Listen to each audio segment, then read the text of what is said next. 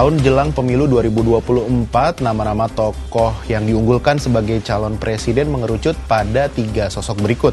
Gubernur Jawa Tengah Ganjar Pranowo, Menteri Pertahanan Prabowo Subianto, dan mantan Gubernur DKI Jakarta Anies Baswedan. Nah, kalau tokoh-tokoh ini saling berhadapan, gimana ya kira-kira peluang mereka?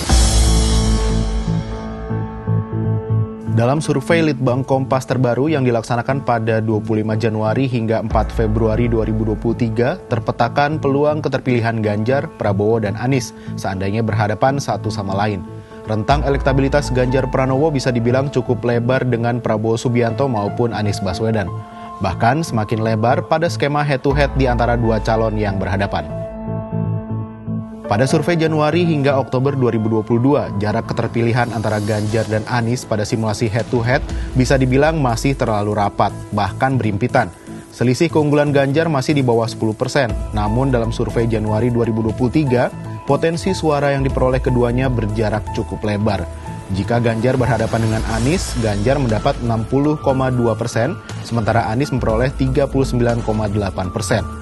Jarak keterpilihan keduanya menjadi 20,4%, cukup lebar dibanding survei periode sebelumnya. Simulasi Ganjar melawan Anies akan membuat pemilih pasangan Jokowi Ma'ruf Amin pada pemilu 2019 terkonsolidasi untuk memilih Ganjar, yakni suaranya sekitar 63,5%. Sementara 58,7% pemilih Prabowo Sandiaga Uno akan memberikan suaranya untuk Anies Baswedan.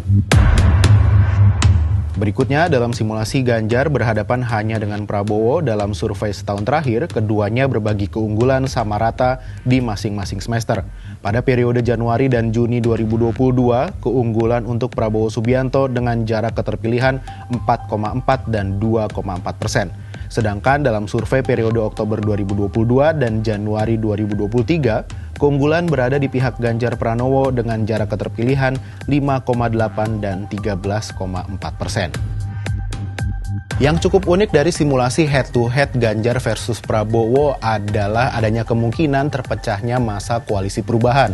Selain Gerindra, Prabowo juga berpotensi meraup suara dari pemilih Nasdem dan Demokrat yang proporsinya lebih banyak daripada yang diberikan ke Ganjar Pranowo. Sementara suara pemilih PKS justru lebih banyak lari ke Ganjar Pranowo. Berikutnya, dalam skema head-to-head Anies berhadapan dengan Prabowo, survei saat ini menunjukkan Prabowo akan unggul selisih 14,6% dari Anies.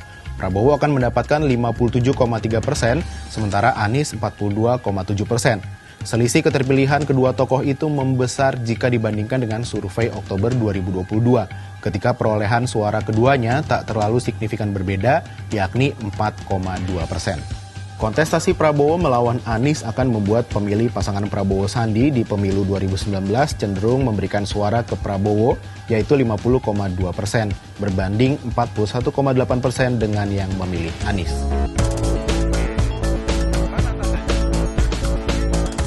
Sekali lagi, ini hanya simulasi, bukan angka final. Para pemilih masih punya waktu sekitar 1 tahun untuk menimbang pilihan. Bukan hanya sekadar citra sosok calon pemimpin negeri, tapi juga kinerja yang utama. Dapatkan konten eksklusif strategi pemilu 2024 dari Litbang Kompas dengan berlangganan kompas.id mulai 17 Februari 2023.